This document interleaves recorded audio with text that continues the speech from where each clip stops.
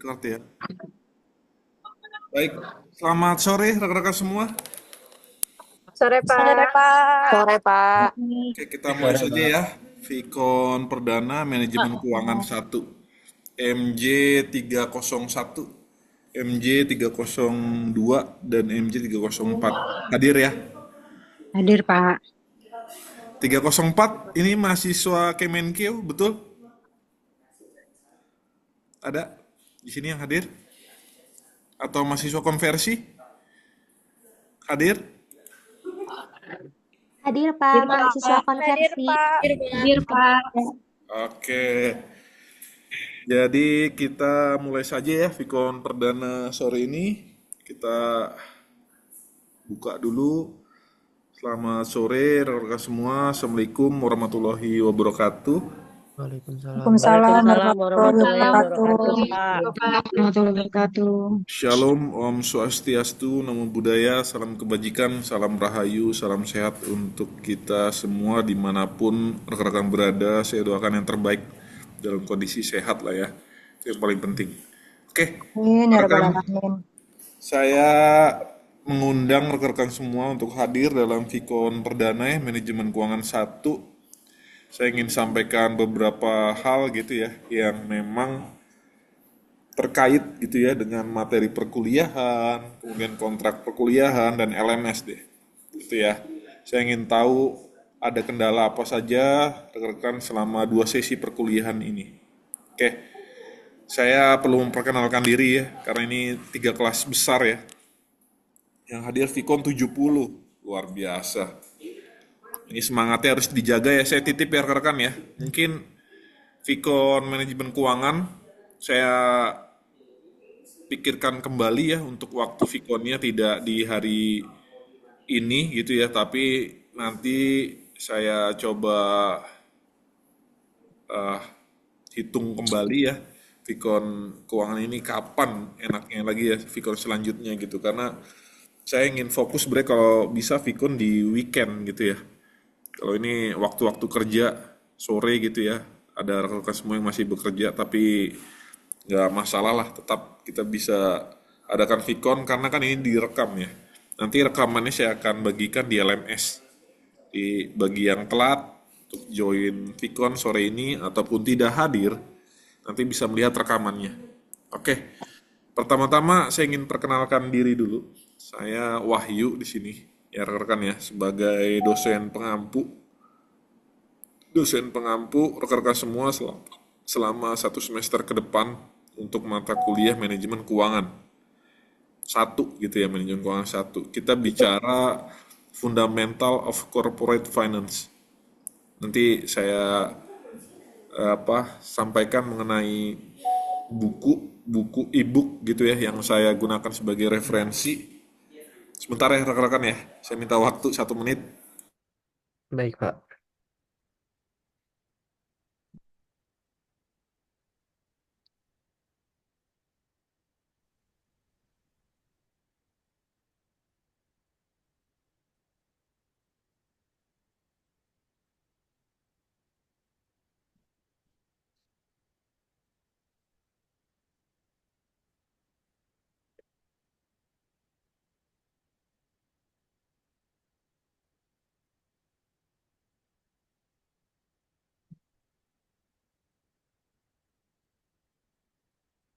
Oke, saya lanjutkan ya rekan-rekan ya untuk Fundamentals of Corporate Finance gitu ya.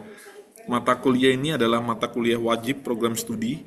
Saya pikir mata kuliah yang implementatif gitu ya. Karena kalau kita membahas keuangan, keuangan ada di segala lini perusahaan ya. Bawah, menengah, hingga manajerial ke atas, itu kita membahas keuangan. Nah, bedanya apa sih keuangan dengan akuntansi? Nah, itu ya, kita coba pelajari lebih jauh manajemen keuangan dengan akuntansi gitu. Orang suka salah kaprah gitu. Manajemen keuangan itu sama gitu dengan akuntansi, berbeda gitu ya. Nanti saya jelaskan dalam bukunya Stephen Arus Westerfield Jordan. Itu adalah kitab saya selama saya kuliah S1 dan S2 di Universitas Indonesia. Oh ya, saya alumni dari UI ya, rekan-rekan ya. Jadi apa? Saya punya banyak referensi dan minat terhadap manajemen keuangan karena penelitian-penelitian saya baik di jurnal-jurnal Sinta dan jurnal internasional itu ya, buku tulisan saya itu memang bidang-bidang manajemen keuangan gitu ya.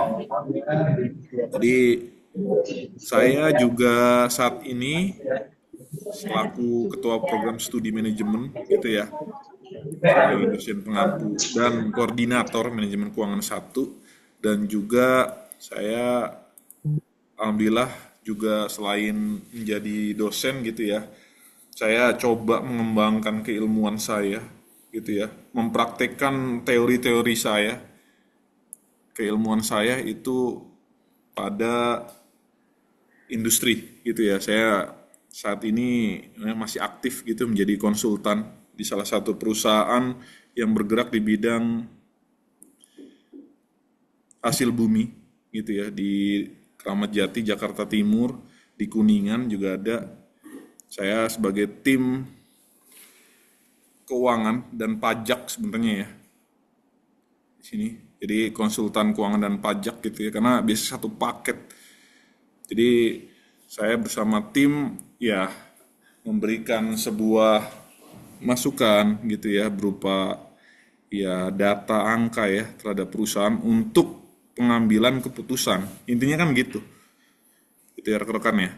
Jadi saya senang sekali bisa berinteraksi untuk pertama kali untuk mahasiswa saya gitu ya. Jadi saya bersama tim itu biasanya apa ya rekan-rekan ya, sudah memberikan sebuah masukan ke perusahaan-perusahaan itu ya sudah menggunakan sistem gitu ya. Jadi kalau kita tahu gitu ya, rekan-rekan pernah melihat mungkin ya sistem Zahir, bagaimana kita bisa membuat laporan keuangan secara terintegrasi ya, semuanya lengkap. Bahkan saya juga bersama tim ya, juga membuat sebuah sistem gitu ya, sederhana, namun dari laporan keuangan hingga perhitungan pajak, PPh 21, PPh Badan 29 gitu ya, bisa terintegrasi. Jadi memang minat saya itu pada apa teori dan juga praktik gitu ya rekan-rekan ya. Jadi nanti rekan-rekan semua kalau ingin ada diskusi mengenai laporan keuangan silahkan ya, karena manajemen keuangan ya nggak jauh-jauh dari situ juga.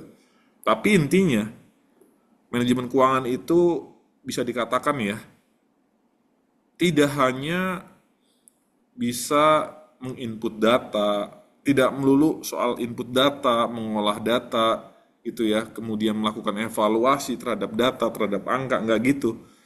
Manajemen keuangan itu level di mana we have to make a decision about financing, investing, operating.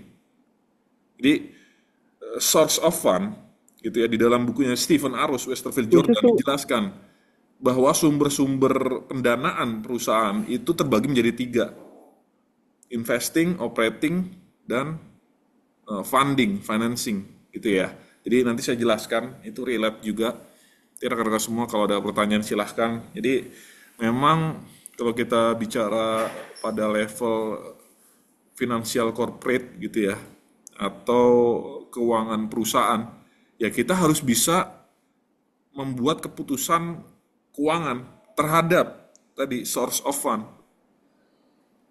sumber-sumber pendanaan itu sendiri gitu ya rekan-rekan ya. Nanti saya jelaskan dulu mengenai konsep di awal sehingga nanti rekan-rekan kalau ada pertanyaan silahkan.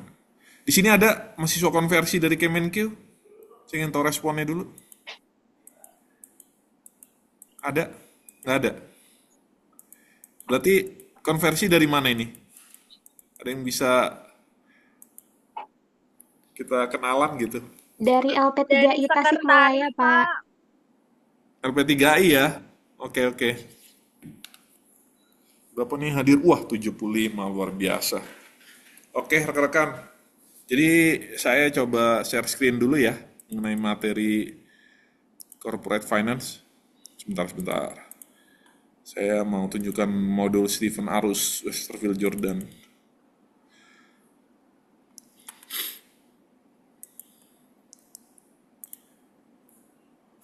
Ini saya sudah record ya rekan-rekan ya. Nanti rekamannya bisa dilihat ulang di LMS ya.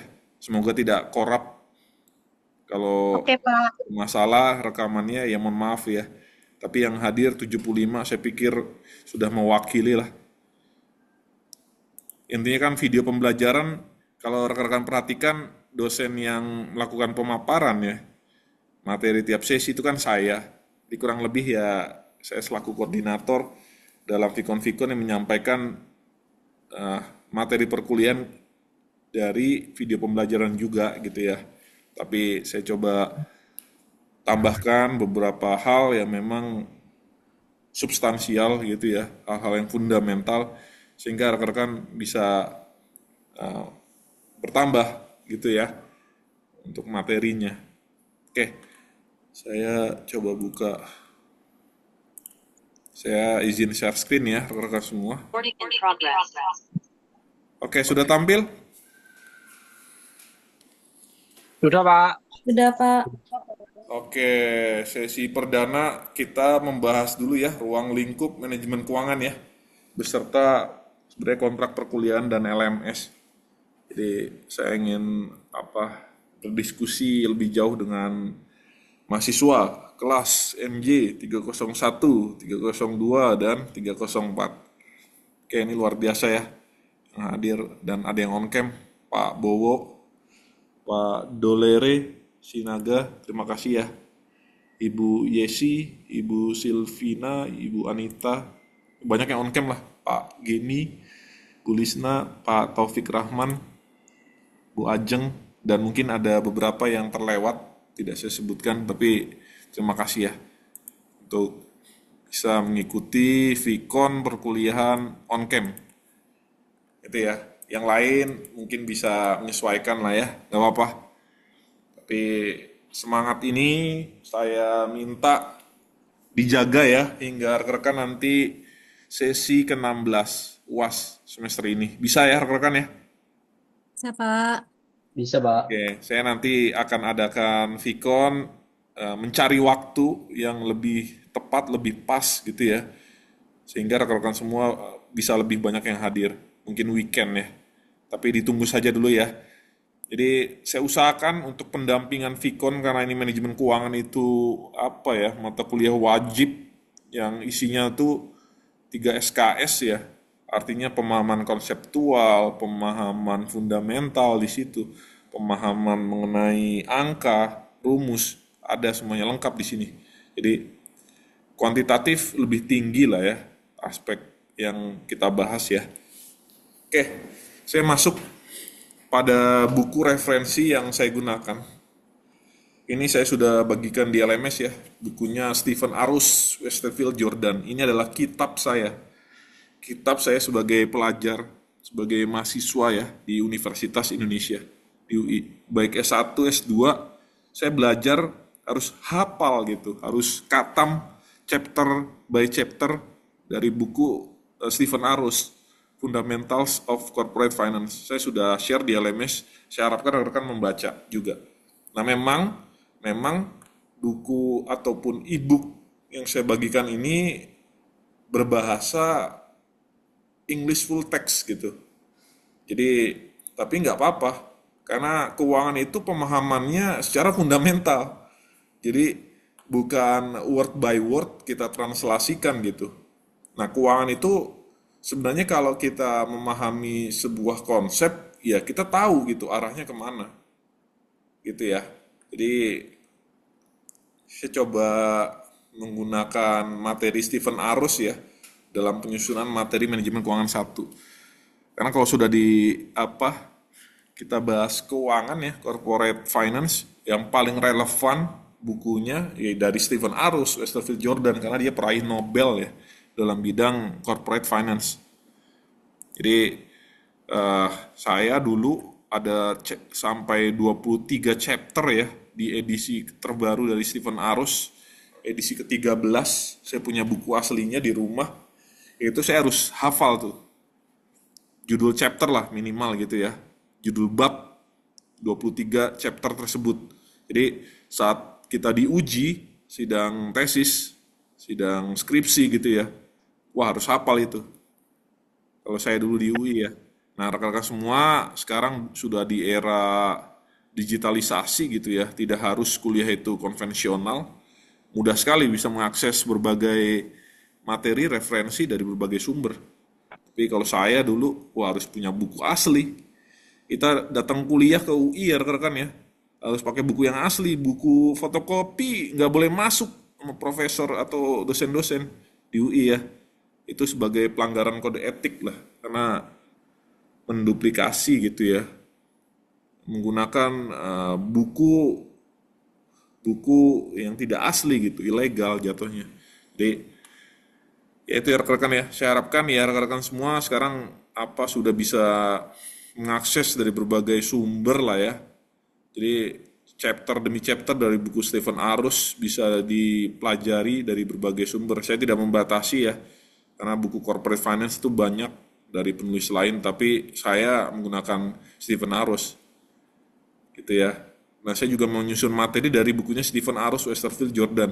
Itu materi mengenai e-book ini, Fundamentals of Corporate Finance, saya sudah bagikan di sesi 1 ya. Jadi rekan-rekan semua yang belum mendownload, saya minta ya download lah. Jadi rekan-rekan bisa baca gitu ya, menggunakan smartphone gitu. Kalau ada waktu senggang, diunduh e-booknya gitu ya, pelajarilah sedikit-sedikit gitu ya rekan-rekan ya. Jadi sistem belajar itu ya yang bagus mencicil, tidak kabut semalam ya. Karena nanti tugas UTS dan UAS saya pikir nanti sifatnya pengerjaannya individu saja gitu ya. Saya tidak ingin memberatkan rekan-rekan semua untuk mengerjakan secara kelompok gitu ya. Karena sulit, kelompok itu saya akui sulit. Nah, jadi nanti tugas UTS UAS saya akan bagikan berupa soal pertanyaan saja. Pertanyaan gitu ya. Jadi tolong dijawab, tapi hati-hati. Saya minta hati-hati ya, karena keuangan, kita bicara manajemen keuangan gitu ya, itu unsur kehati-hatian is number one. Jadi kalau nggak hati-hati ya nanti tanggung sendiri konsekuensinya gitu ya. Nah biasa mahasiswa itu kalau dibuat soal gitu ya berupa pertanyaan sifatnya kuantitatif, masih aja ada yang salah gitu dalam menggunakan rumus, dalam menghitung gitu ya. Tapi kalau di kelas saya nanti tenang saja, saya ingin tahu rekan-rekan itu paham nggak sih terhadap pertama aspek konsep, tidak ujuk-ujuk rumus gitu, tapi pahami konsepnya dulu secara fundamental. Kemudian ya kalau kita ujiannya itu sifatnya asinkronus gitu ya, tidak wajib dikumpulkan hari H. Kalau saya dulu kuliah di UI gitu ya rekan-rekan ya, ujian sore jam 4 gitu ya, ya jam 5 harus selesai gitu, udah harus dikumpulin jawabannya ya, kita menghafal rumus. Dan rekan-rekan semua kan enak nih, tidak perlu menghafal ya, jadi cukup ya rekan-rekan pelajari, tapi ya harus paham apa yang rekan tulis gitu ya. Saya titip, karena kalau keuangan saya punya standar berganda ya untuk penilaian gitu ya. Tapi tentunya saya termasuk dosen yang tidak pernah tidak meluluskan mahasiswa gitu ya. Jadi saya overall sih meluluskan mahasiswa, bahkan dengan nilai yang baik gitu ya. Asalkan rekan-rekan itu memahami apa yang rekan-rekan tulis deh. Saya minta itu dulu deh. Kalau rekan-rekan cuma copy paste, tidak memahami apa yang ditulis, wah itu bahaya. Gitu ya, saya titip itu. Jadi setiap tugas, UTS, kuis, UAS, ya tolong dikerjakan dulu deh. Secara individu. Kan saya nggak menuntut secara kelompok. Individu kan mudah ya rekan-rekan ya. Atau mau kelompok? Coba saya ingin dengar dulu. Individu saja, Pak. Gitu ya. Dari pengalaman Pak, lebih baik individu Pak. Kelompok Kadang itu susah koordinasinya Pak kalau kelompok. Iya betul, kan. individu saja, Pak. Ya, saya makanya Repot menyamakan mempermudah nih. waktunya, Pak. Kalau Iya. kelompok itu. Tapi saya titip ya, tolong coba kerjakan secara maksimal, secara mandiri gitu ya. Tidak perlulah mencontek yang lain. Dan jangan gunakan generatif AI, ChatGPT gitu ya. Janganlah. Coba kalau bisa kurang-kurangi dulu deh. Gitu ya rekan-rekan, coba membaca buku dulu deh. Karena saya juga sama rekan-rekan. Saya tiap pagi itu membaca satu chapter lah minimal. Satu halaman buku tentang keuangan. Jadi alhamdulillah saya masih komit terhadap diri saya sendiri gitu ya. Sehingga ya ilmu saya nggak luntur lah kuliah S1, S2 ya. Sulit-sulit gitu. Lama-lama ngapain kuliah kalau kita tidak bisa apa ya. Ya mendapatkan penguasaan satu chapter deh. Saya punya prinsip tuh rekan-rekan. Saya harus menguasai minimal 5 chapter lah dalam buku yang saya baca gitu, 5 bab gitu. Sehingga apa ya? Ya enak aja gitu. Ada kepuasan sendiri ya rekan-rekan ya. Nah, itu ya rekan-rekan ya. Coba saya masuk ada materi awal perkuliahan ya. Ya kekurangan buku ini ya karena berbahasa Inggris ya. Jadi bagi yang apa belum bisa fasih dalam berbahasa Inggris ya rekan-rekan bisa lihat lah video pembelajaran, kemudian Lebihannya itu, modul, Pak. PowerPoint. Nah kalau ini kan semuanya Lebihannya, Pak. English text. Oke, gimana Pak Taufik? Kelebihannya itu Pak bahasa Inggris, Pak. Ya betul, ya ini justru kelebihan ya. Wah, Mungkin dosen yang lain masih menggunakan referensi buku bahasa Indonesia gitu. Tapi ya kalau ini karena bidang kompetensi saya ya, saya coba mengaitkan dari berbagai sumber ya, apalagi ini kan international references salah satunya ya, e-book dari Stephen Arus, ini sangat luar biasa lah ya. Nah, saya coba masuk ya rekan-rekan ya. The Introduction to Corporate Finance, Overview of Corporate Finance, Chapter 1.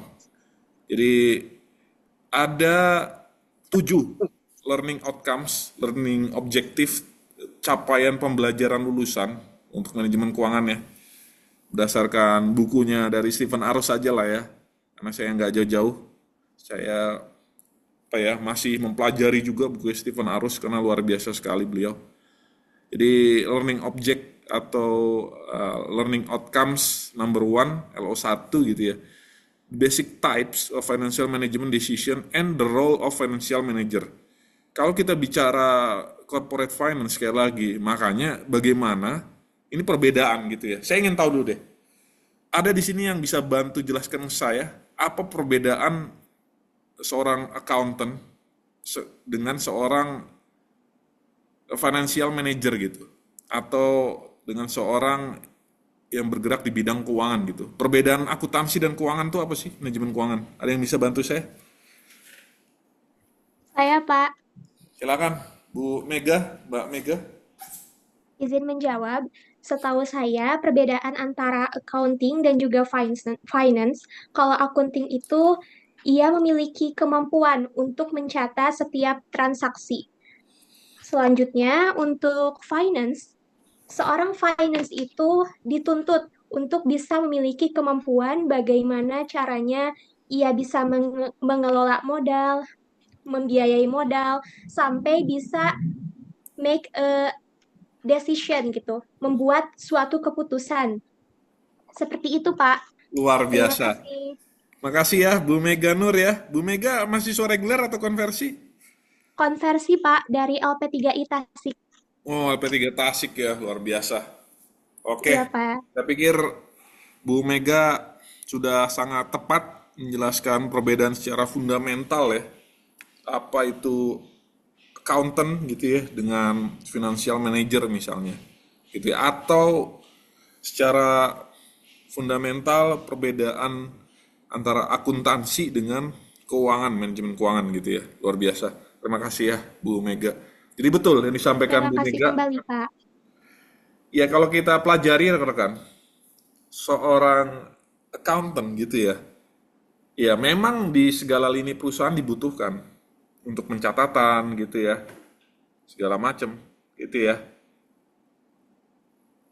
Hingga orang accountant itu bisa membuat laporan keuangan juga gitu ya. Tapi di level akuntansi gitu ya, dia belum bisa diberikan kewenangan untuk make a decision, pengambilan keputusan manajerial gitu. Kita bicara ruang lingkupnya itu dulu ya. Sementara kalau orang bicara manajemen keuangan itu luas aspeknya. Tapi muaranya dia harus bisa mengambil keputusan secara manajerial. Kita bicara corporate finance gitu ya. Keuangan level perusahaan gitu ya. Nah, kalau kita lihat juga sekarang pekerjaan akuntansi itu banyak digantikan dengan berbagai sistem software gitu ya dalam pencatatan akuntansi itu sendiri. Sementara seorang corporate finance, sementara seorang financial manager gitu ya, dia harus bisa mengambil keputusan keuangan dari data yang sudah di provide gitu. Jadi nggak melulu gitu seorang manajemen keuangan itu menganalisis laporan keuangan, enggak gitu ya. Manajemen keuangan itu bisa loh menjadi MI, tau nggak, manajer investasi. Tahu nggak, rekan-rekan pernah dengar nggak? Jadi rekan-rekan bisa cari manajer investasi itu apa. MI itu adalah seseorang yang mengelola portfolio aset keuangan dari orang lain gitu ya. Asetnya berupa apa Pak Wahyu? Ya aset finansial, ada di situ pasar uang, ada di situ reksadana. Pernah dengar nggak rekan-rekan? Nah itu semua dikelola oleh MI, namanya manajer investasi.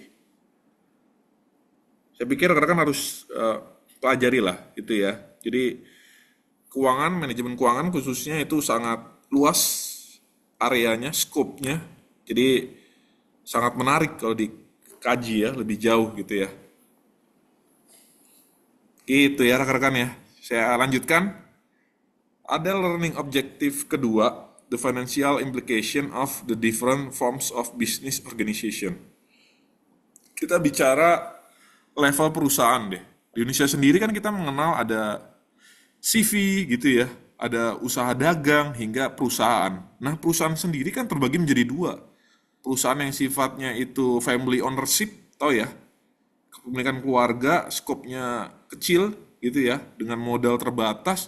Ada juga perusahaan yang tadi kategori adalah PT, perseroan gitu ya, bahkan sudah melantai di bursa efek, IPO, initial public offering gitu ya. Jadi dua organisasi perusahaan yang di Indonesia secara legal gitu ya, tadi terbagi menjadi dua. Family ownership, jadi artinya perusahaan tersebut ya tertutup gitu ya, belum terbuka. Nah itu ya rekan-rekan harus pelajari itu. Di Indonesia sendiri tadi mengenal kita ada CV, usaha dagang, hingga PT. Gitu ya. Kemudian saya lanjutkan, the goal of financial management. Sebenarnya apa sih tujuan financial management? Ada yang bisa bantu saya?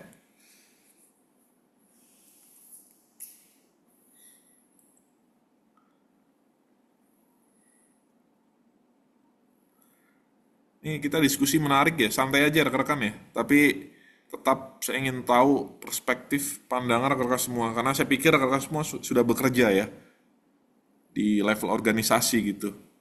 Pasti sudah memahami lah sedikit dan banyak mengenai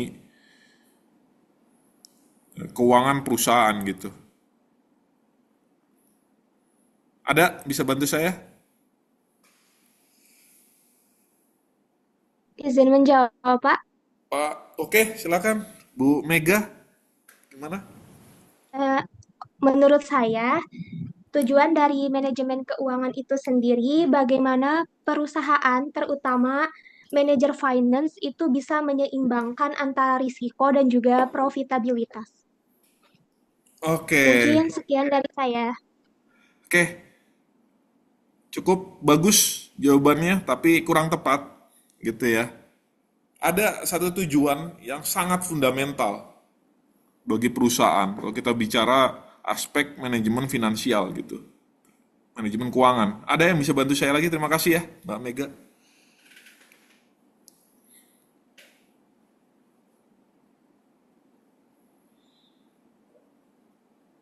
Izin Pak, Oke, ada Mbak Ajeng Wulandari, silakan. kalau menurut saya tujuan manajemen keuangan itu untuk memaksimalkan nilai perusahaan bagi pemilik atau pemegang saham, Pak.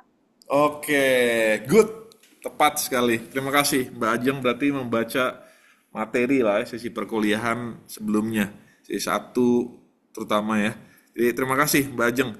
Jadi di dalam bukunya Baik, Stephen Pak. Arus, Westerfield Jordan di buku ini dijelaskan juga tujuan utama secara fundamental kalau kita bicara manajemen keuangan gitu. Jadi to maximize the shareholders value gitu ya.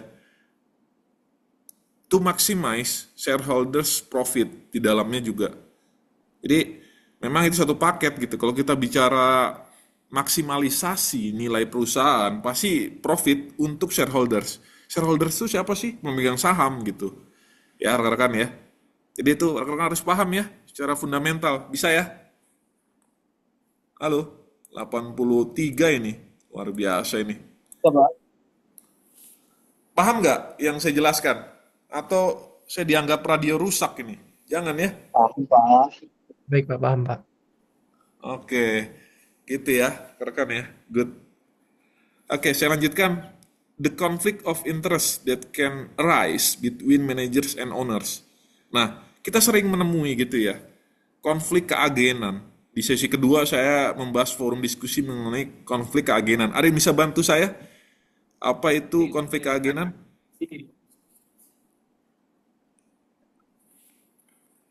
Yang betul apa nilainya bertambah ya dalam keaktifan? Ada?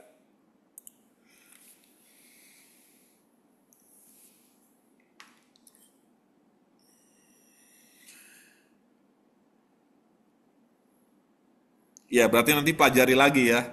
Karena di forum diskusi LMS ada yang sudah menjawab tuh. Saya nggak tahu menggunakan generatif AI atau dari referensi Izin buku. coba menjawab sedikit, Pak. Oke, ada. Silakan Bu Anita. Terima kasih ya. Eh, Gimana? izin jika memang masih kurang karena saya belum pernah untuk terkait manajemen keuangan, Pak. Izin Oke, untuk teori keagenan sendiri memiliki pengertian yaitu mendeskripsikan pemegang saham sebagai prinsipal dan juga manajemen sebagai agen seperti itu, Pak. betul. Jadi kita bicara conflict of interest pada level organisasi gitu ya rekan-rekan ya. Terima kasih ya Mbak Anita. Jadi yang sering muncul itu adalah agency konflik gitu ya. Konflik keagenan. Jadi konflik keagenan arose muncul itu karena adanya perbedaan antara prinsipal dengan agency. Prinsipal artinya ya seorang shareholders gitu ya, pemegang saham. Sementara seorang agents itu berarti perusahaan, manajemen perusahaan. Jadi konfliknya apa Pak Wahyu? Ya terkadang gitu ya, ya sering terjadi ya menemui gitu. Ya perusahaan berusaha menampilkan dapur perusahaan, laporan keuangan yang terbaik gitu di mata shareholders. Tapi kenyataannya tidak. Kalau orang perhatikan dalam implementasinya ya di perusahaan-perusahaan, perusahaan itu membuat laporan keuangan itu sampai dia buat laporan keuangan itu 3 rekan-rekan. Paham nggak maksud saya? Untuk eksternal, laporan keuangan dibuat terpisah. Untuk laporan ke pajak sendiri, gitu ya. Untuk perusahaan sendiri, paham nggak maksud saya? Paham, Pak. Ya itu ya. Jadi itu seni, bukan sebagai kejahatan, gitu ya. Jangan ada mindset rekan-rekan semua, Mbak Anita dan kawan-kawan gitu ya. Ada mindset itu sebuah crime, Pak Wahyu. Ya enggak. Bahkan apa ya? Itu adalah sebuah seni, ilmu gitu ya. Bagaimana seorang manajer keuangan yang mampu mengelola, yang membuat gitu ya, mendistribusikan laporan keuangan itu yang terbaik bagi perusahaan.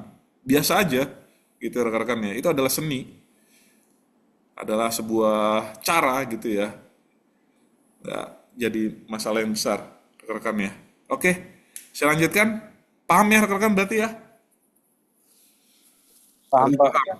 Jadi Vkon perdana rekan-rekan harus paham secara fundamental, secara konseptual apa itu keuangan level perusahaan. Karena kalau rekan-rekan nanti lulus di kuliah saya ini, keuangan ini, terus rekan-rekan tidak mendapatkan apa-apa, itu saya jadi beban sendiri buat saya gitu ya. Karena memang minat saya, passion saya, penelitian saya, pasti objeknya kita bicara keuangan gitu ya, manajemen keuangan. Jadi ya saya mendalami lah manajemen keuangan ya rekan-rekan. Saya sedikit lebih pengalaman nih. Pengalaman dari rekan-rekan semua. Saya tidak mengatakan saya lebih pandai, pintar gitu ya, tidak. Saya lebih pengalaman saya. Saya sudah membaca buku lebih dulu gitu aja ya. Tapi kita belajar bersama-sama deh. Itu yang saya harapkan rekan-rekan ya. Jadi keluar dari kelas saya harus mendapatkan sebuah learning objektif. Satu dari ini deh. Ada LO1 sampai LO7. Ini harus rekan-rekan pahami. Paham ya? Halo? Paham, Pak. Oke, Baik, Pak. yang lainnya juga dong. Paham, Pak.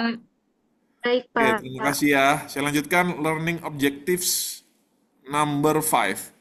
The roles of financial institutions and markets. Kita bicara pasar dan lembaga keuangan.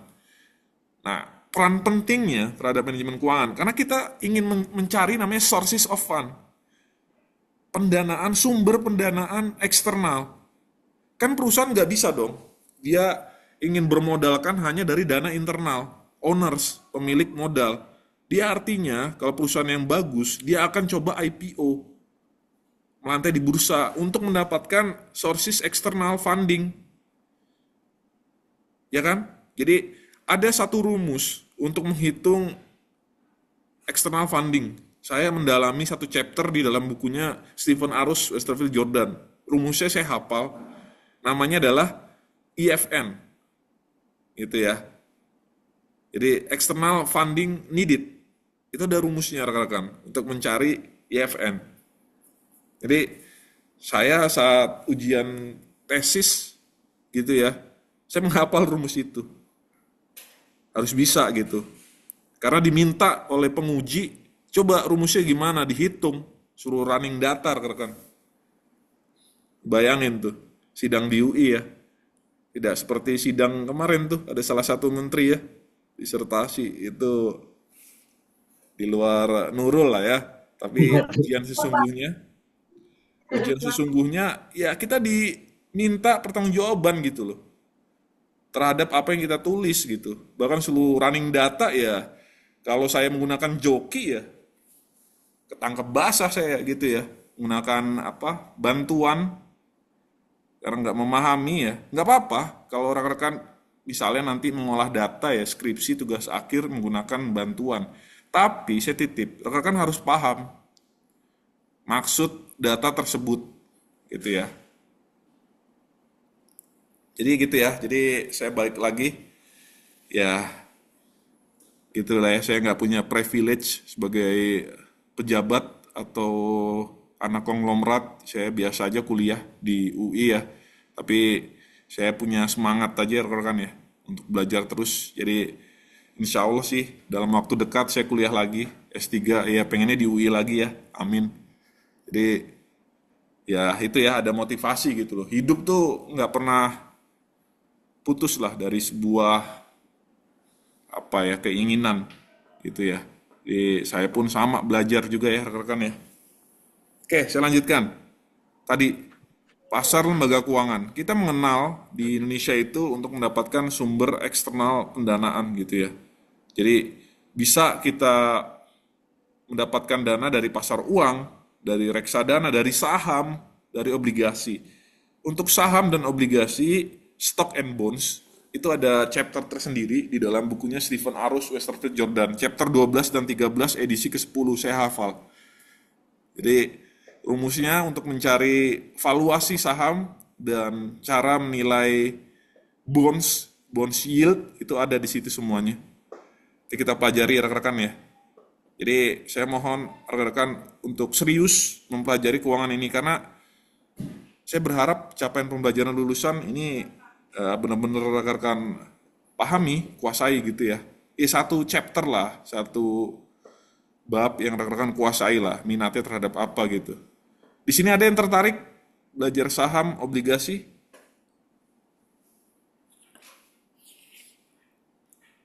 Ada?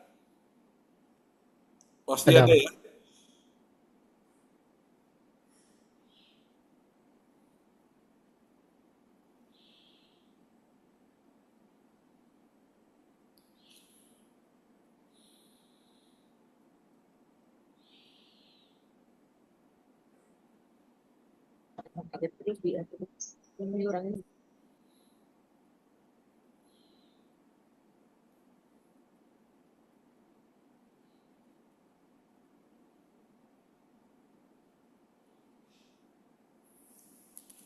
Sebentar ya rekan-rekan ya, ada telepon.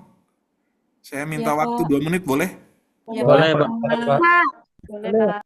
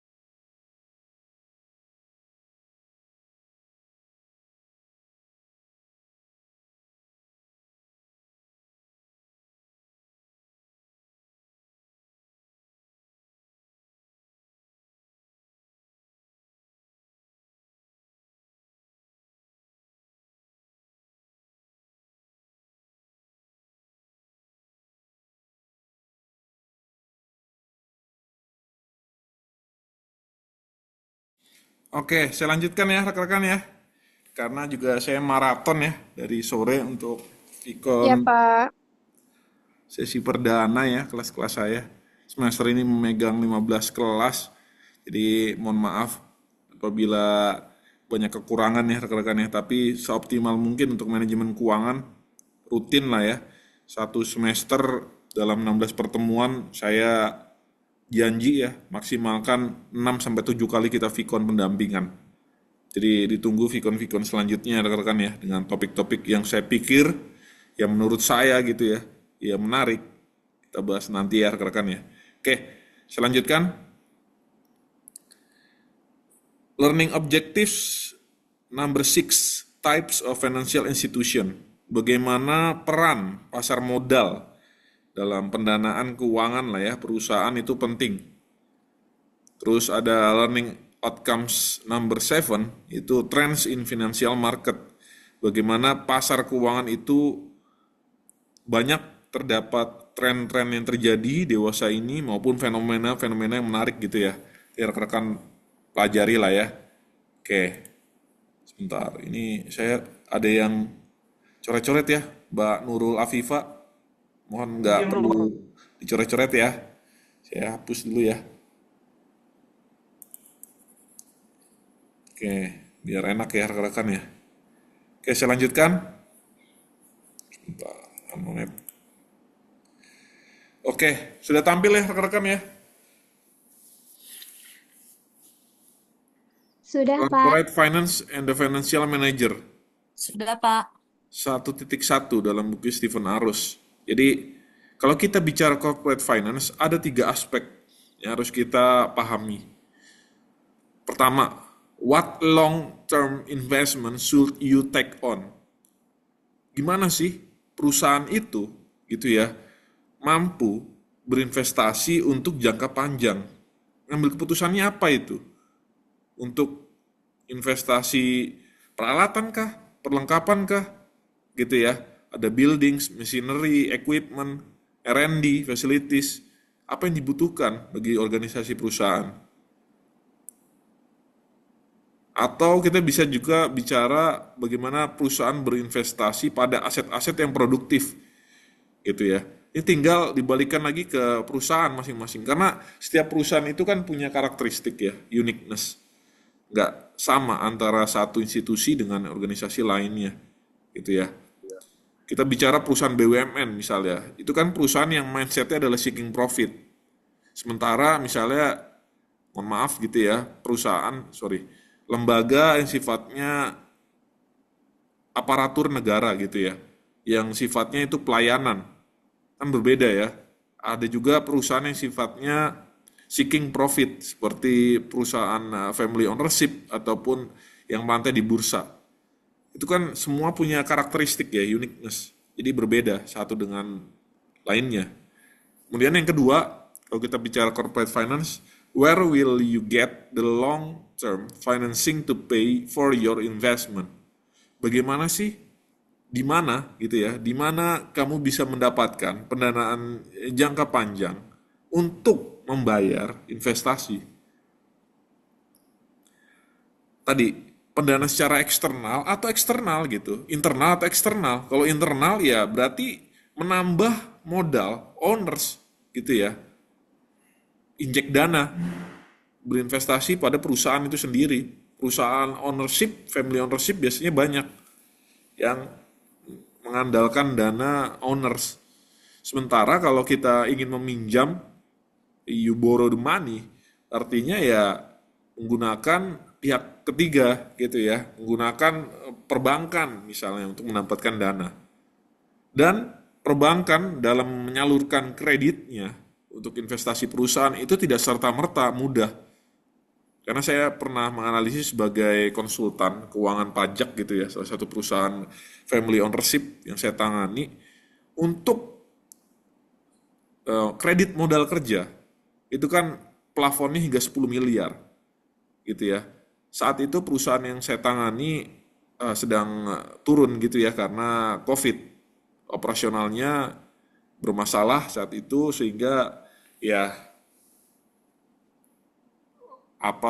perlu pendanaan dari eksternal gitu. Nah, saya melakukan kajian analisis bersama tim gitu ya. Ya memang dengan adanya COVID gitu ya, segala macam perusahaan harus bisa menyesuaikan. Terkait juga penyesuaian plafon kredit modal kerja gitu. Karena owners, pemilik perusahaan itu sendiri, itu memaksa untuk mendapatkan fasilitas kredit modal kerja hingga 10 miliar. Tapi karena nggak bisa, ya 5 miliar. 5 miliar pun dengan analisis perhitungan kami, tim-tim kami gitu ya, tidak bisa juga. Akhirnya dipecah dalam 2 tahun, 2020-2021, itu akhirnya salah satu bank BUMN mencairkan modal kerjanya dengan 2 tahap, gitu ya. Dipecah 2,5 miliar.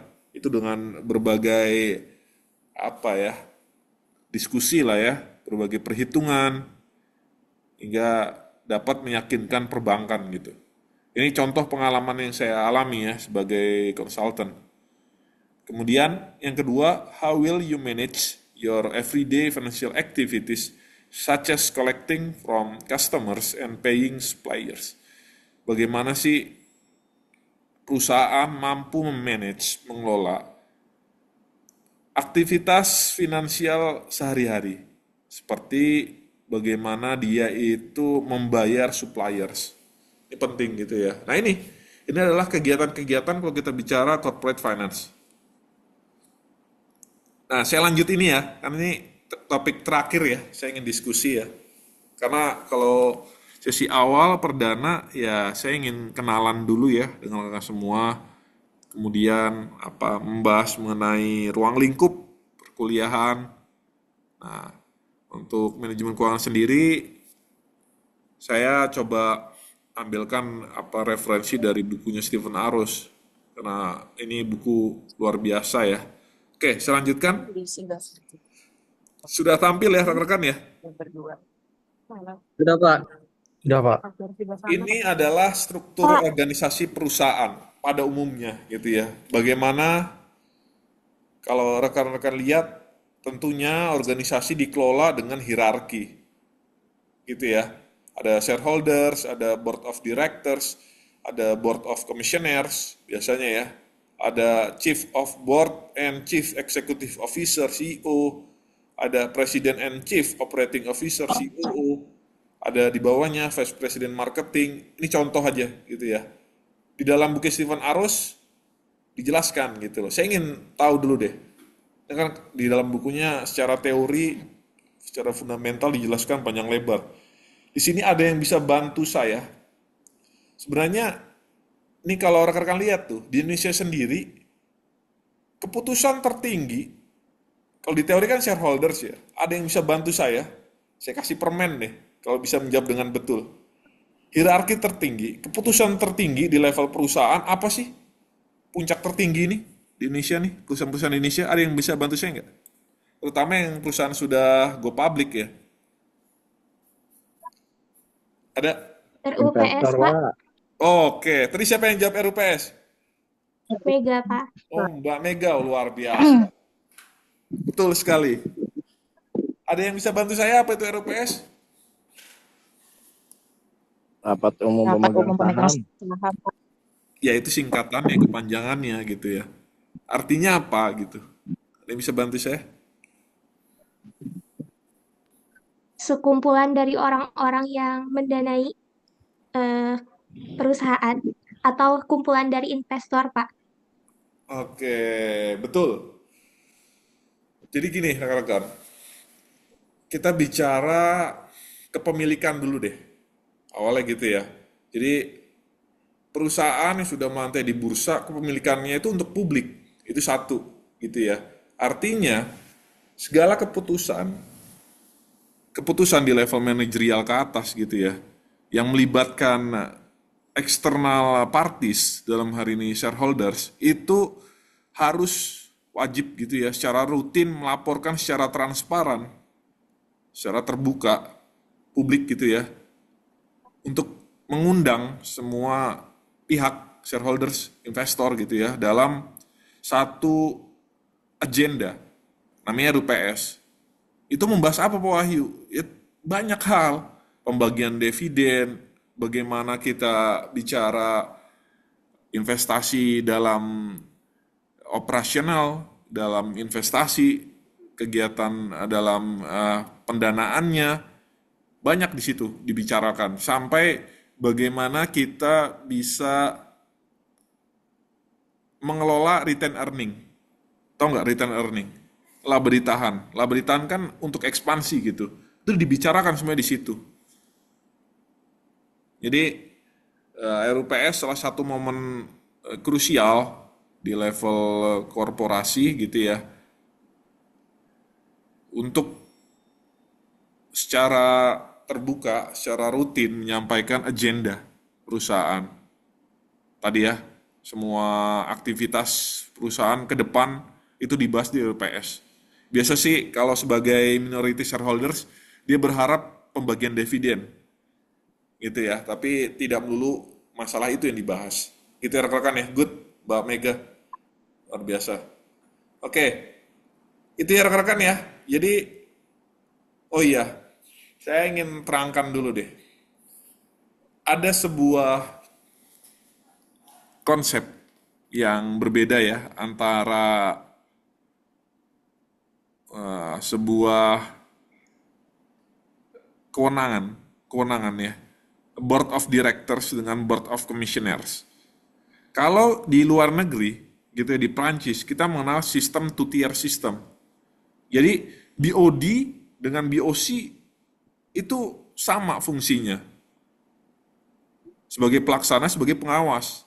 Perusahaan-perusahaan di Eropa terutama ya, itu menggunakan two-tier systems. One-tier systems. One-tier, gitu ya, dalam mengelola perusahaannya sehari-hari gitu.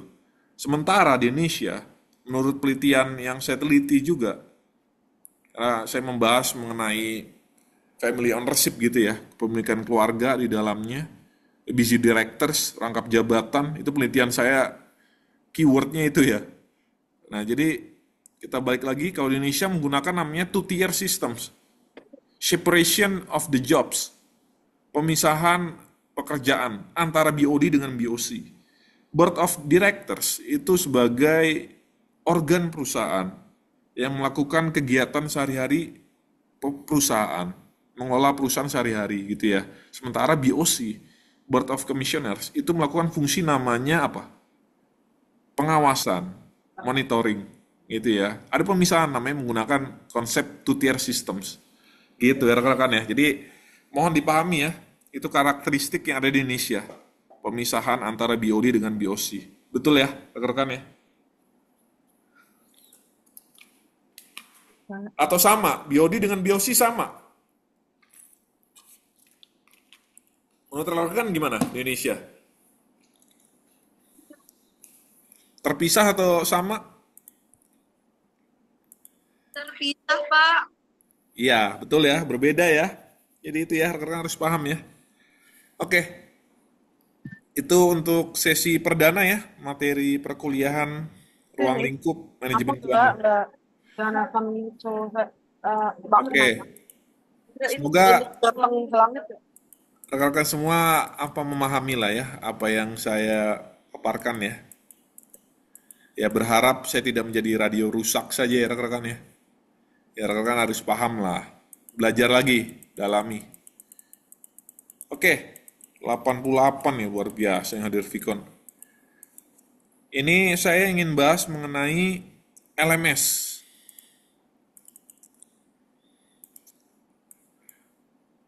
Oke, sebentar rekan-rekan. Sudah tampil ya rekan-rekan ya? Sudah, Pak. Sudah, Pak. Iya, Pak.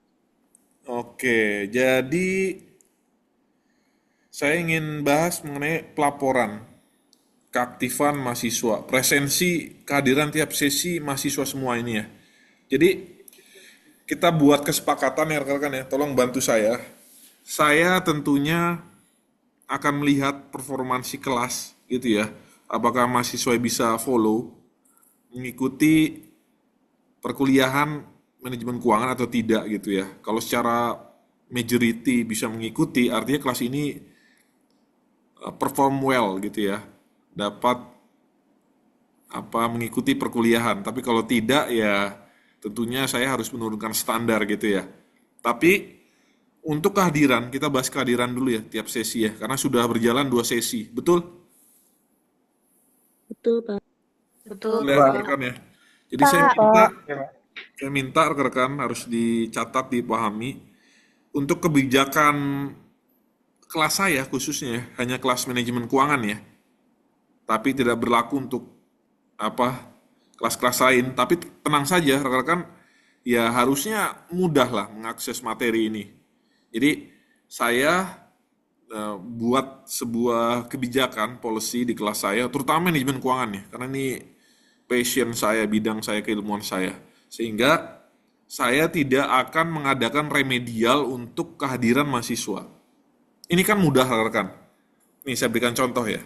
Ada empat kriteria saya menilai rekan-rekan ini aktif, terhitung hadir gitu dalam tiap sesi. Mudah kok.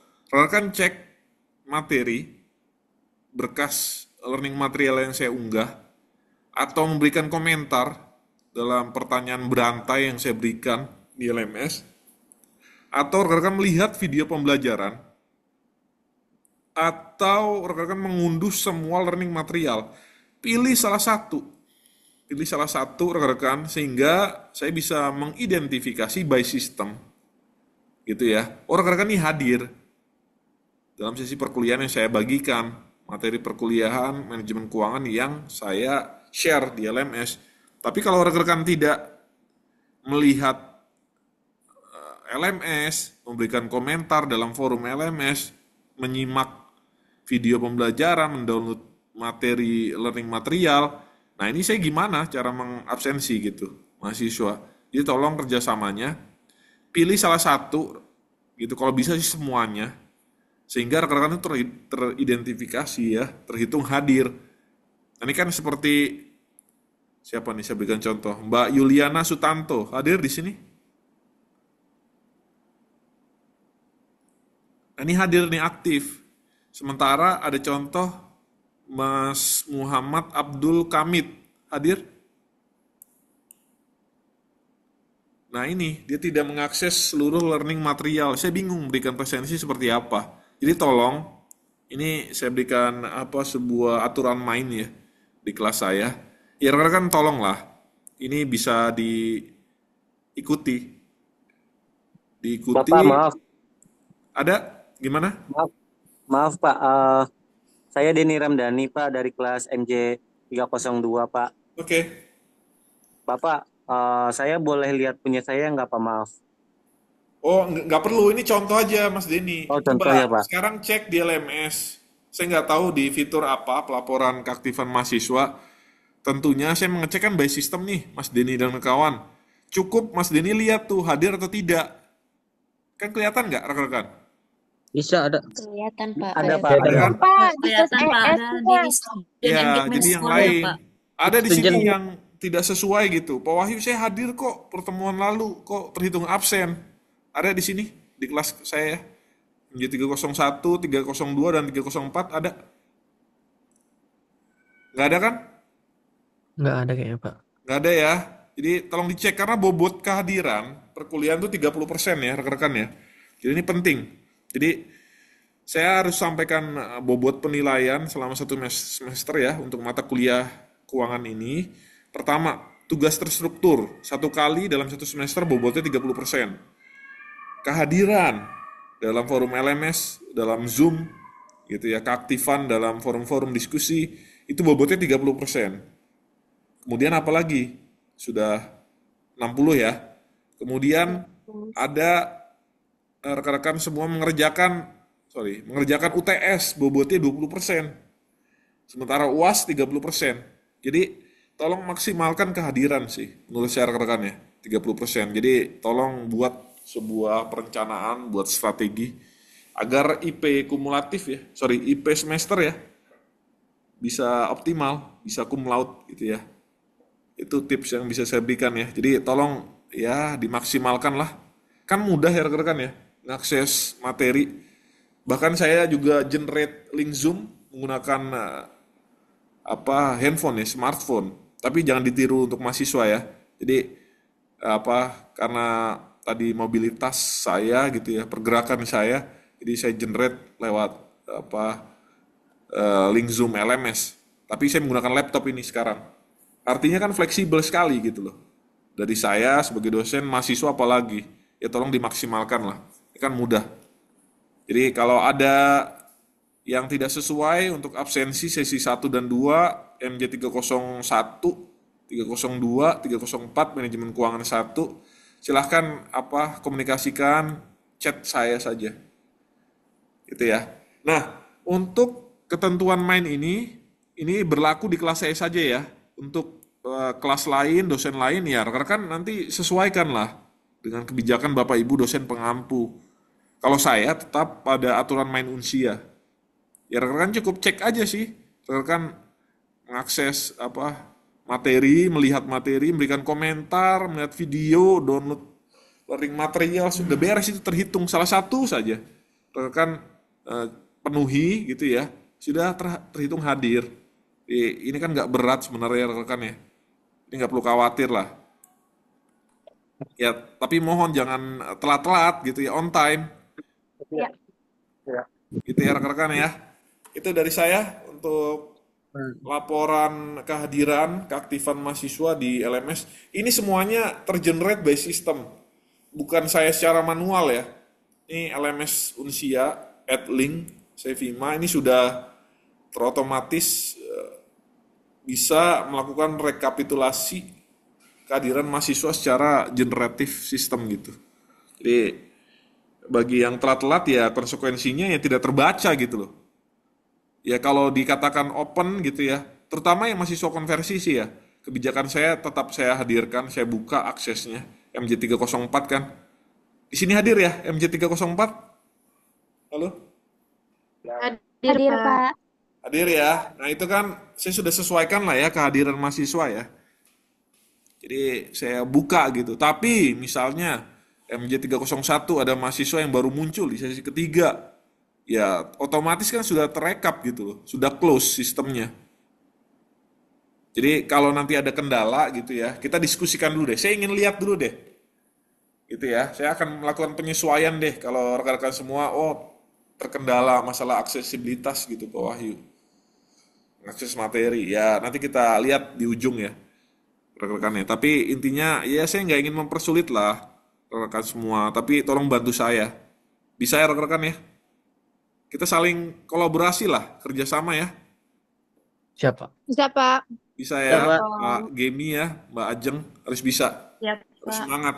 Jadi rekan-rekan sudah memulai semester ini mendapatkan ruang-ruang kelas, mata kuliah di semester ganjil, ya tolong apa yang sudah dimulai selesaikan dengan bagus hingga sesi ke-16 UAS. Jadi saya menghimbau jangan ada mahasiswa yang putus di tengah jalan. Selesaikanlah gitu ya perkuliahan, bisa kok. Di sini ada mahasiswa konversi yang 2 semester? Ada, Pak. Ada, Pak. Ada ya. Makanya harus bisa. Jadi semester depan kan ngambil TA tuh, tugas akhir gitu ya. Ya harus semangat gitu. Dan ini, saya harus himbau ya. Saya selaku ketua program studi deh. Saya coba menambahkan sebagai Kaprodi manajemen gitu ya rekan-rekan. Bagi yang belum kenal saya juga sebagai Kaprodi manajemen. Jadi tolong apabila ya saya berharap ya semester ini semua mahasiswa saya yang sudah mengambil KRS tidak ada nilai yang D atau E. Gitu ya. Jadi harus lulus D atau E. Saya janji deh untuk kelas-kelas saya insya Allah lulus semuanya dengan nilai baik. Tapi saya minta bantuan rekan-rekan semua juga. Tadi ya komit, bertanggung jawab, ya mengikuti semua rangkaian perkuliahan dengan baik sehingga tidak ada nilai D atau E, tidak lulus kan, tidak tuntas nilai D dan E. Konsekuensinya apa? Kalau rekan-rekan sudah ada perencanaan studi dari hasil konversi 2 semester gitu ya, ternyata ada mata kuliah di semester ini yang nggak lulus nih, Mbak Ajeng, Mbak Aldani, dan kawan-kawan ya, misalnya mahasiswa konversi ya, ya otomatis semester depan ya harus mengulang dulu dong, gitu ya. Nah, kebijakan Unsia kan LDP-nya ganjil ketemu ganjil, genap ketemu genap. Nah, itu bahayanya. Jadi, ya tolong kalau sudah 2 semester perencanaan studinya harus diselesaikan dengan baik. Kalau ada mata kuliah nilai D atau E semester lalu dan semester sekarang misalnya, ya itu harus diulang. Gitu ya. Saya berikan pengertian itu ya. Saya coba mewanti-wanti lah, mengingatkan gitu ya. Jadi tidak serta-merta rekan-rekan itu bisa lulus 2 semester gitu ya. Apabila kalau ada nilai yang tidak tuntas, D atau E kan harus diulang. Gitu ya. Saya berikan pengertian itu dulu deh. Jadi ya makanya mulai dari sekarang harus semangat kuliahnya, harus bertanggung jawab sehingga bisa menuntaskan semester ini dengan baik, dengan maksimal. Itu apa saran dari saya ya. Saya menghimbau ke rekan-rekan semua ya. Mahasiswa reguler, konversi semuanya sama deh. Tapi tolong ya dijagalah komitmennya gitu ya dalam perkuliahan.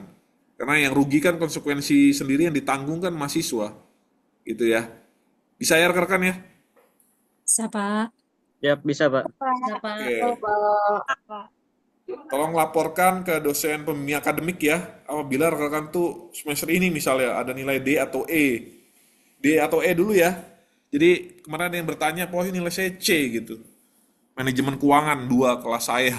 Karena dia memang tidak mengumpulkan tugas gitu. Gimana saya mau bantu?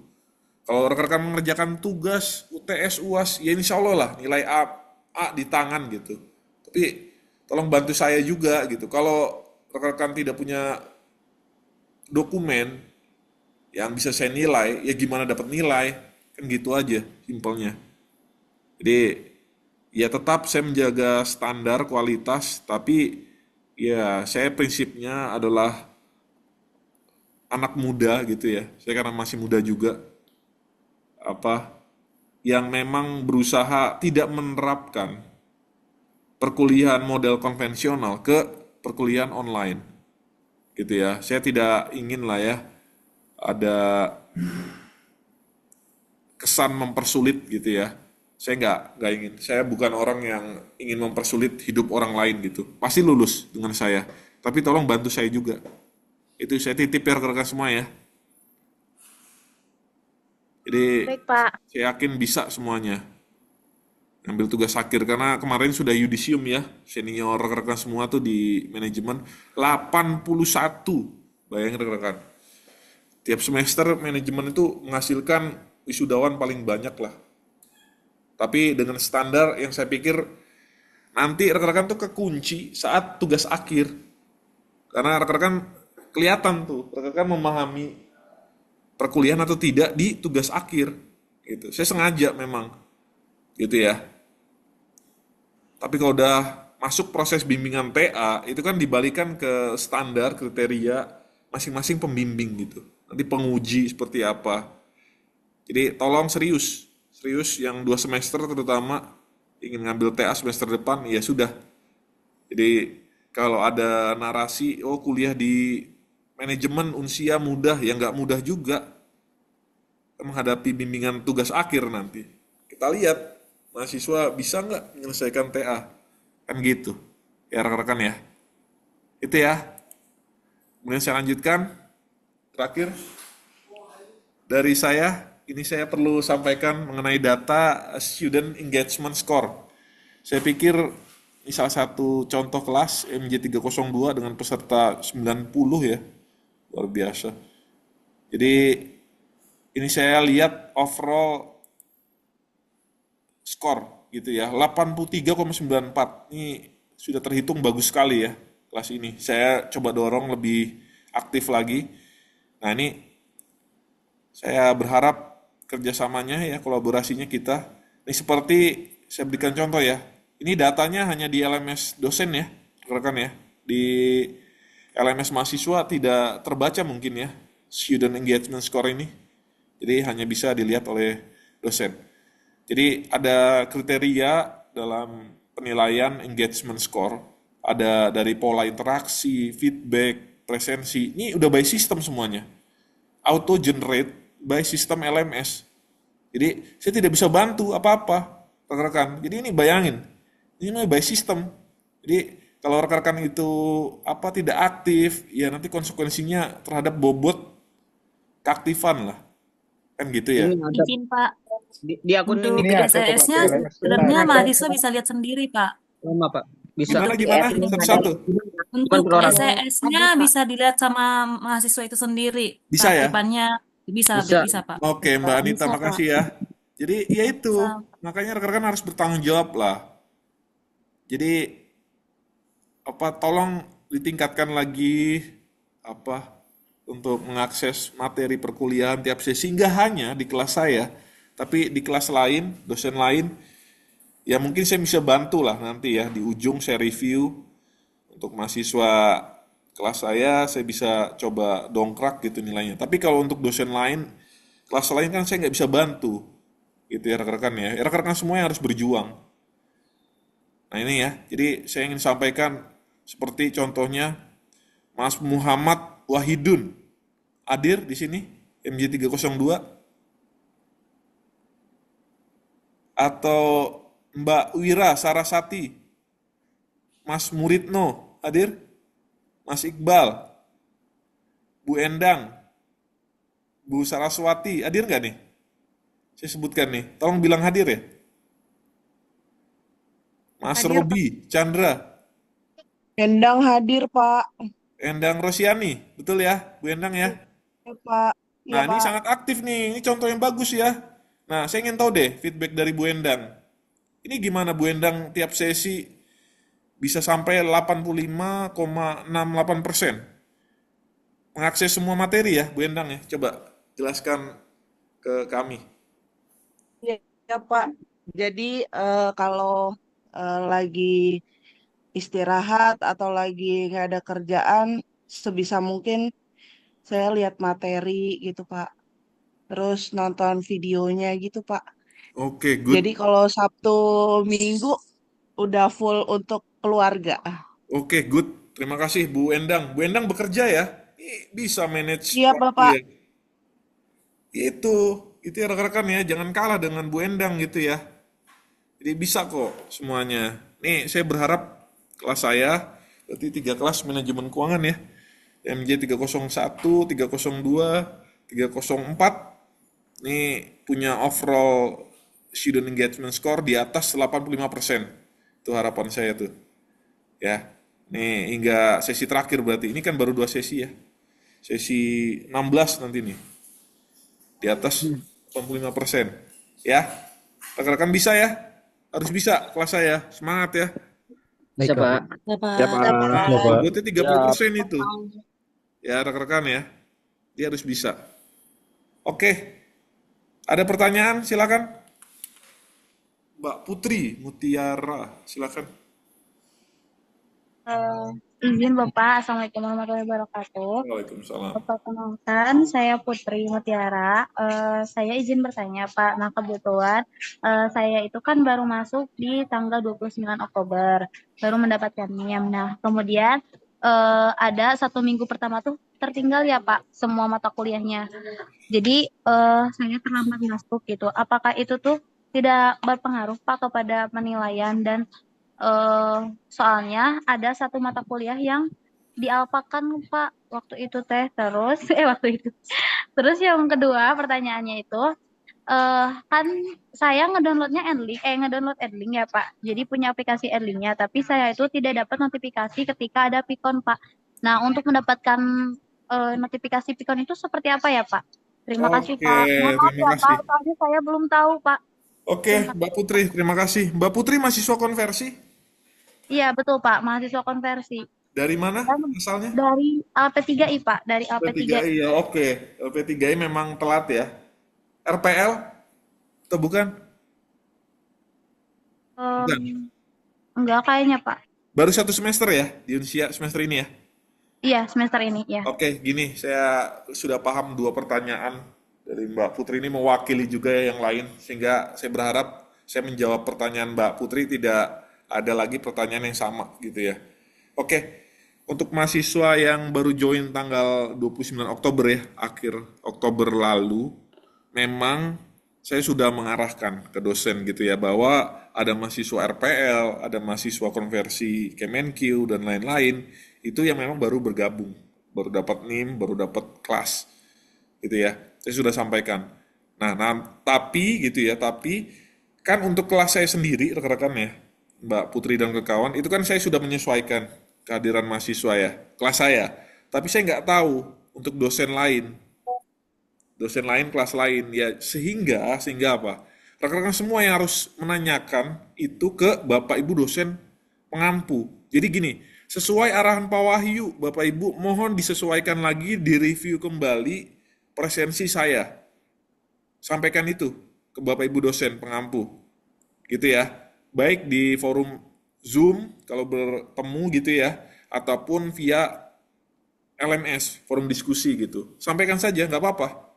Agar Bapak Ibu dosen itu notice. Oh, ternyata ada mahasiswa yang baru bergabung, menyesuaikan perkuliahan. Ya harusnya direview. Tapi itu sudah otonomi dari masing-masing dosen. Tapi saya bisa pastikan ya rekan-rekan ya, dosen manajemen itu ikut saya. Jadi tolong rekan-rekan sampaikan ke pengampu, Bapak Ibu dengan bahasa yang sopan gitu ya, dengan baik gitu sampaikan berdasarkan arahan Pak Wahyu untuk meninjau kembali, melihat kembali, mereview kembali presensi kehadiran saya. Mohon. Bisa ya rekan-rekan gitu ya, Mbak Putri? Baik, Pak. Siap. Oke, bisa kok. Bisa ya. Yang lain bisa ya? Bisa, Pak. Udah, sampaikan saja berdasarkan arahan Pak Wahyu gitu. Ya, rekan-rekan ya. Nanti Bapak Ibu dosen akan ikut. Oke, itu satu. Kemudian pertanyaan selanjutnya tadi dari Mbak Putri ya. Masalah apa tadi? Tadi apa, Mbak Putri? Menanyakan notifikasi. Oh, notifikasi Ikon, Pak. LMS. Oke, ini saya tidak bisa menyamakan ya apa cara kerja saya dengan dosen lain gitu. Saya biasanya mengenerate link Zoom itu minimal 1 hari deh. 1 hari sebelum Vicon gitu. Nggak 3 jam sebelum, kan mendadak banget ya. Saya tidak biasanya. 1 hari H-1 sebelum Zoom. Artinya, kalau saya sudah mengenerate Zoom kelas-kelas gitu ya,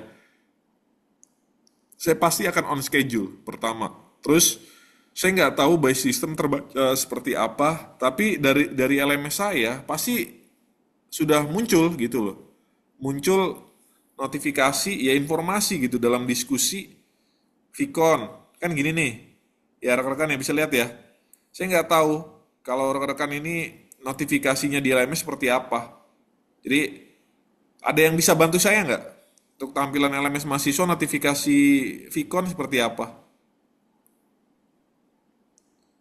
Ini bukannya seperti kayak ini ya?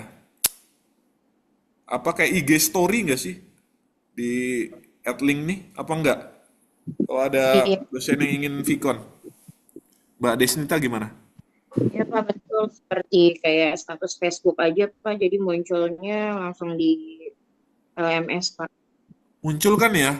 Terpenting kan muncul gitu ya. Tapi Muncul, Pak. Juga, Pak. Jadi nanti di saat waktunya tiba ada tulisan join conference Pak. oh oke. Gitu ya. Biasanya saya kan gini nih, rekan-rekan ya. Saya makanya nggak tahu nih tampilan LMS mahasiswa seperti apa. Saya biasa berikan keterangan Vicon. Hari Sama sih, Pak, apa, seperti tanggal itu, berapa, Pak. jam berapa. Ini muncul nggak notifikasi ini rekan-rekan? Seperti itu, Pak. Yang Muncul, sama Pak. Sama. seperti Muncul, halaman Pak. Facebook gitu, Pak. Ya muncul kan, artinya aman. Mbak Mita ya, Mbak siapa tadi? Mbak Putri. Mbak Putri. Mungkin maksudnya Mbak Putri mungkin di handphone atau karena tadi kan bilangnya aplikasi Adlink ya Pak. Oh Mungkin iya. maksudnya Bu Putri Makanya di kalau rekan-rekan ingin mengakses lebih optimal perkuliahan, melihat Vicon, jadwal Vicon pengampu, ya menggunakan web base, menggunakan laptop. Harus sering akses, Pak. Iya, betul ya, Mas Emul ya. Kalau izin jawab Pak, kalau untuk emang pengen tahu itu lewat grup aja Pak, grup kelas. Kalau di kelas saya rekan-rekan, oke deh, Sabtu Minggu rekan-rekan bisa quality time dengan keluarga, tidak perlu mengakses. Makanya siasatnya sempatkan waktu sebelum kerja, setelah aktivitas, 15 menit deh akses materi. Gitu ya, bisa kok. Pak Emul ya, bisa, semuanya bisa. Bisa, Pak. Nanti gini rekan-rekan, saya juga harus sampaikan standar saat kita sidang tugas akhir. Sidang tugas akhir itu rekan-rekan harus menggunakan laptop. Laptopnya itu bisa dipasang backdrop Zoom tugas akhir. Itu wajib, itu ketentuan standar dari Unsia. Jadi mohon ya disiapkan juga laptopnya, perangkat-perangkat yang mendukung ya perkuliahan. Ya meskipun misalnya nih, Pak Wahyu saya belum punya laptop, ya sudah semester depan deh. Saat rekan mau sidang tugas akhir deh, waktunya sidang harus punya laptop. Bisa ya rekan-rekan ya? Bisa, Harus punya. Pak. Bisa, Pak. Baik, Pak. Terima kasih, Kan nggak Pak. mungkin sidang TA menggunakan handphone, smartphone. Wah, bisa dihajar nanti, dikejar sama penguji gitu. Jangan, kayak apa? Saya mengharapkan rekan ya siap lah dalam perkuliahan. Ya itu ya, saya mewanti-wanti saja gitu. Karena kejadian banyak juga mahasiswa tidak siap sidang tugas akhir, memohon harus lulus sidang TA semester ini, tapi nyatanya dia juga belum siap gitu. Menggunakan smartphone sidang, bayangin rekan. Dosen pembimbing yang diminta untuk share screen materi. Bener nggak itu kayak gitu? Menurut rekan semua? Tidak, Pak, tidak bisa. Ya, betul ya Pak Gemi ya. Tolong hargailah attitude, kesiapan nanti saat sidang TA ya, karena ini mahasiswa saya semua gitu ya. Saya tidak membeda-bedakan. Jadi, tapi tolong ya tadi kesiapan dan attitude. Kan muaranya agar rekan semua mendapatkan sarjana manajemen harus lewat sidang TA dulu. Sidang tugas akhir gitu ya. Jadi ya harus lulus sidang TA. Perjuangan ya berdarah-darah lah dengan tugas akhir ya. Jadi ya itu, saya berharap sekali rekan-rekan siap nanti. Saya doakan yang terbaik deh. Saya semangati terus ya. Saya kan gak kurang-kurang nyemangati gitu ya di LMS terutama. Ya sedikit saya berikan quotes, perkuliahan. Saya juga tidak memberatkan loh, rekan-rekan tugas UTS UAS secara kelompok. Nah yo, kan individu kan. Kalau saya minta kelompok, siap gak? Gak mau kan? Lebih berat, Pak. Halaman berat, Pak. Udah, Pak. Agak berat, Pak. Kadang ada teman yang nggak bisa join. Kelompok, Pak. Ya, mending individu kan? Ada nggak tugas kelompok? Rekan? Nggak ada? Di semester lalu, Pak, ada. Cuman berat, Pak. Berat ya? Bekerja Ada sendiri beban. ya, Pak. Ya sudah. Tapi tergantung bentuknya juga, Pak. Ya itu ya, saya mohon maaf kalau itu udah hak otonomi dari masing-masing dosen pengampu. Kalau saya, standar saya, prinsip saya tidak ingin menyulitkan mahasiswa deh. Gitu ya rekan-rekan ya. Tapi tolong bantu saya. Gitu ya rekan-rekan ya. Kita sepakati itu dulu. Oke, saya rasa itu. Tadi saya sudah sampaikan mengenai kontrak perkuliahan juga sedikit ya. Ya, tapi overall saya yakin Bapak Ibu dosen pengampu kelas-kelas di manajemen sudah menyampaikan juga. Saya hanya coba mengingatkan kembali ya. Itu ya rekan-rekan ya. Mungkin last question, ada pertanyaan? Bapak, terima kasih ya, Pak, untuk jawabannya. Oke, terima kasih Mbak Putri. Semangat ya kuliahnya. Yang lain juga.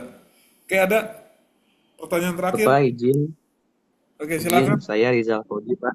Silakan, Mas Rizal. Begini Bapak, kemarin kan saya sudah konsultasi juga ya ke Bapak, takutnya memang ada kasus yang sama dengan saya gitu. Kemarin kan saya ada satu kelas di digital marketing di 302, kemudian saya kelempar ke 304, itu memang tidak apa-apa Pak? Atau bagaimana?